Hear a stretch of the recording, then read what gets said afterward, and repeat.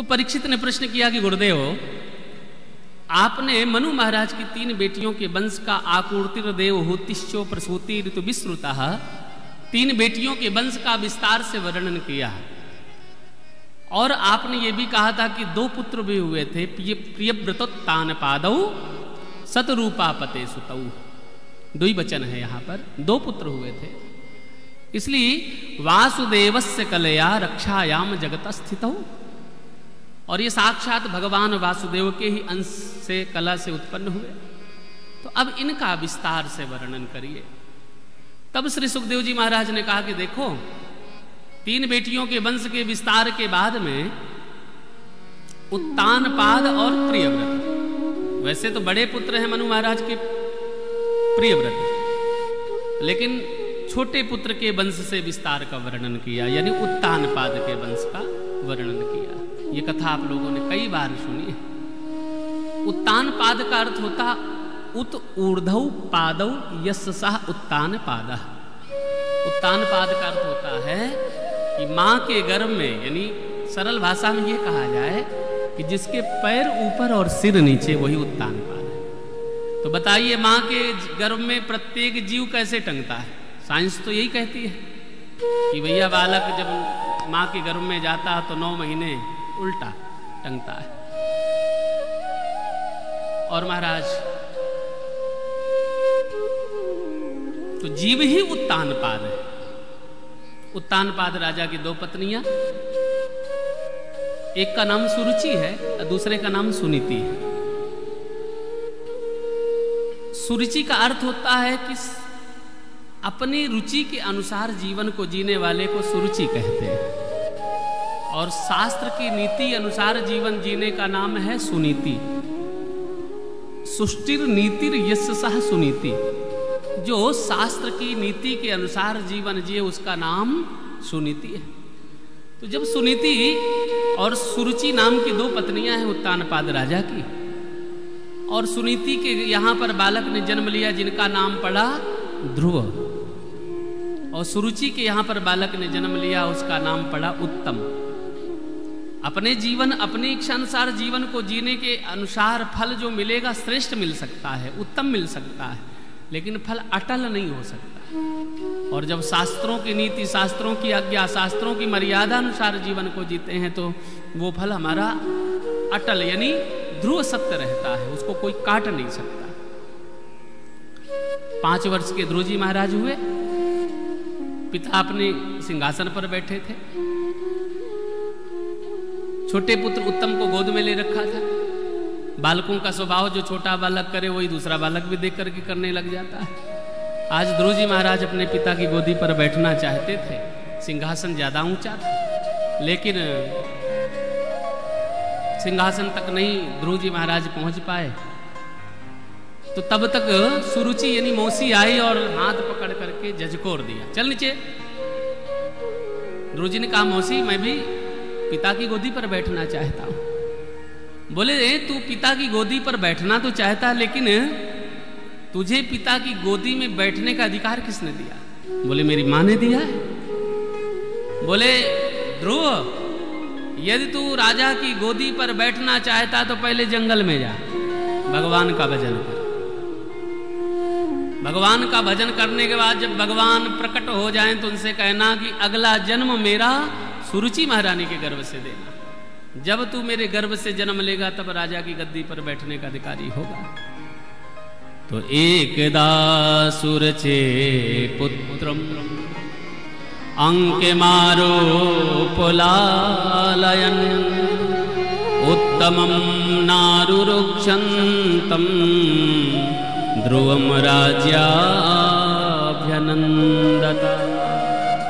श्री सुखदेव जी महाराज ने वर्णन किया, एकदा सुरचे पुत्रो अंक मारोप्य लालयन। जैसे उत्तम को गोद में ले रखा था सुरुचि के बेटे को, तो उसी समय उत्तमम नाम नारुरुक्षन्तुम ध्रुवम राज्याभ्यनंदता। उसी समय ध्रुव आए और पिता की गोदी पर बैठने का प्रयास किया, झकझोर करके, डांट करके मौसी ने भगा दिया। जैसे डांट करके भगाया तो अपनी माँ के पास में आए, माँ मुझ में ऐसा कौन सा गुण नहीं है जो मैं पिता की गोदी में नहीं बैठ सकता। आज माँ ने ध्रुव को समझाया। हम लोगों के घर में ऐसा हो, यदि बालक शिकायत लेकर के आ जाए तो महाराज कहते चल तेरे संग चलते हैं। हाँ मीनाक्षी जी, आपको तो बहुत अनुभव होगा विद्यालय में। अभिभावक घर में शिकायत करने आ जाए तो अभिभावक तक आ जाते हैं विद्यालय में। हाँ महाराज, आज भगवान के भक्त ध्रुव ने जैसे अपनी माँ से कहा कि मेरे में ऐसा कौन सा दुर्गुण है, तब उसी समय माँ ने ध्रुव के मुख में हाथ लगा करके कहा, बेटा माम मंगलम तात परेश मुस्थाम। बेटा हम लोग किसी की अमंगल की कामना नहीं करते, अपितु तो अपने मुख से मंगल ही मंगल करते हैं। तुम मां मंगलम तात परेश मुस्थाम भुक्ते जने यत् पर दुख दस्तत तो सत्यम सुरुच्या विहतम भवान में यदुर्भगायाम उदरे गृहीत्वा। उदरे गृहीत्वा, ऐसा कौन सा मैंने कर्म नहीं किया जिससे मैं पिता की गोदी पर नहीं बैठ सकता। माँ ने कहा, बेटा तेरी मौसी ने ठीक तो कहा, जंगल में जाओ, भगवान का भजन करो, भगवान प्रसन्न हो जाएं तो फिर जगत पिता की गोदी पर बैठो। बाल हट 5 वर्ष की अवस्था, चले गए जंगल, आए वृंदावन, वृंदावन से मथुरा, मथुरा में जमुना जी में स्नान किया ध्रुव जी महाराज ने, और मधुवन में बैठ करके भजन किया। और जैसे भजन करने के लिए बैठी रहे थे, नारद बाबा का मिलन हुआ। नारद बाबा ने द्वादशाक्षर मंत्र ध्रुव जी को दिया। द्वादशाक्षर मंत्र यानी जिस मंत्र में 12 अक्षर हों। बहुत लोग जब मंत्र को जपते ओम नमो भगवते वासुदेवाय नमः, हमने बहुतों के मुख से सुना है नमः लास्ट में लगा देते, लेकिन इस मंत्र को नमो भगवते तुभ्यम वासुदेवाय धीमहि, इस मंत्र को कैसे जपें? ओम नमो भगवते वासुदेवाय। नमः नहीं, नमः तो पहले लगा ही दिया, ओम नमो भगवते वासुदेवाय। द्वादशाक्षर मंत्र मिला ध्रुव जी को, तप किया, तप के प्रभाव से आज महाराज प्राणवायु देवताओं की रुक गई। और इस तरीके से इतिहास में ध्रुव जी ने ऐसा तप किया कि आप लोगों ने सुना कि त्रिरात्रांते प्राप्ते कपित्थ बदराशन, 3 दिन बाद लेते, फिर 6 दिन बाद लेते, दूसरे महीने में फिर 9 दिन बाद लेते, फिर लता पत्र आदि लेते, फिर जल पान करते, फिर 5वें महीने में वायु पान करते हैं, और 6वें महीने में उसको भी अपने हृदय में धारण कर लिए। सुखदेव जी कहते, राजन ध्रुव जी ने बाल रूप में इतना तप किया है कि पंचमे मत्स्यनु प्राप्ते जित श्वासो नृपात्मज। हे राजन, अपने प्राण वायु को 5वें महीने में ही अपने हृदय में धारण कर लिया। और जाकर के क्या किया? बोले ध्यायन ब्रह्मोपदैकेनो तस्थौ स्थाणु शिवाचल, यानी ऐसा ब्रह्म का चिंतन किया कि भगवान ही अंदर आ गए। बोलो राधे राधे। आंख बंद है, भगवान चतुर्भुज रूप से हृदय में ध्रुव जी के अंदर विराजमान हो गए। जैसे ध्रुव जी महाराज के हृदय में भगवान नारायण चतुर्भुज रूप से विराजमान हुए, देवताओं को सांस लेने में दिक्कत हुई, क्योंकि प्राणवायु को उन्होंने हृदय में धारण कर लिया। अब मान लो सांस लेने में दिक्कत हो, छाती में दर्द हो, तो सबसे पहला दिमाग जाता है कहीं हार्ट में कोई प्रॉब्लम तो नहीं आ रही। ब्रह्मा जी बोले सब गड़बड़ है सरकार, देवता बोले सरकार बीपी भी ठीक है, सब कुछ ठीक है, लेकिन सांस लेने में दिक्कत है, कहीं कुछ गड़बड़ी तो नहीं है। अब महाराज देवता दौड़े दौड़े ब्रह्मा जी के पास पहुंचे। ब्रह्मा जी ने कहा यही तो मुझे भी समस्या हो रही है। अच्छा,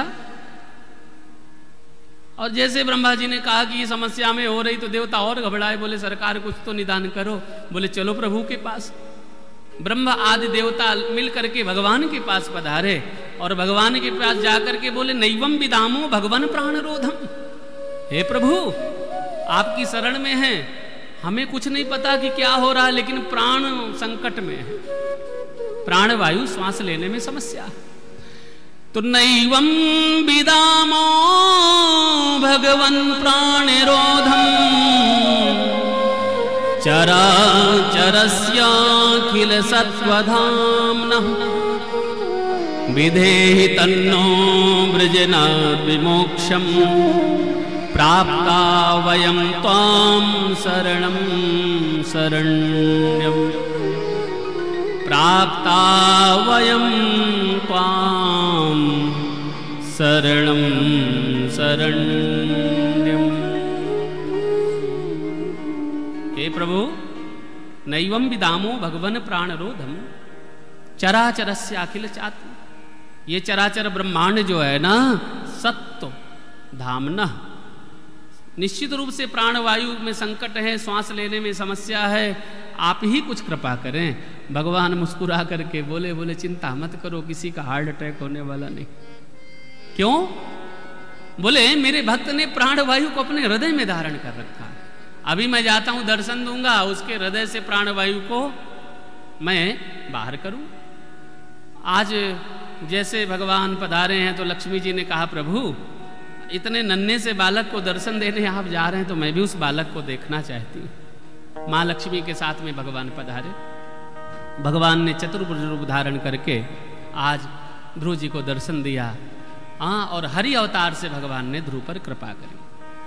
अब यहाँ पर ऐसी स्थिति कि भगवान चतुर्भुज रूप से खड़े, लक्ष्मी जी बगल में खड़ी, ध्रुव जी महाराज आंख नहीं खोल रहे हैं, हृदय में वही झांकी है।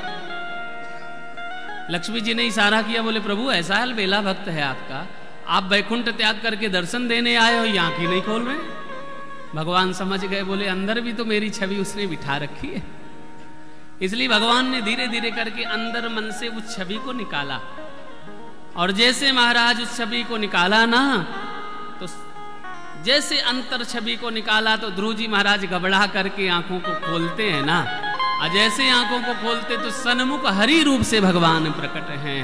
बोलिए हरि भगवान की जय हो। इसलिए भगवान श्री हरि रूप से प्रकट हुए। भक्त वत्सल मेरे गोविंद कृपा करने के लिए पधारे हैं।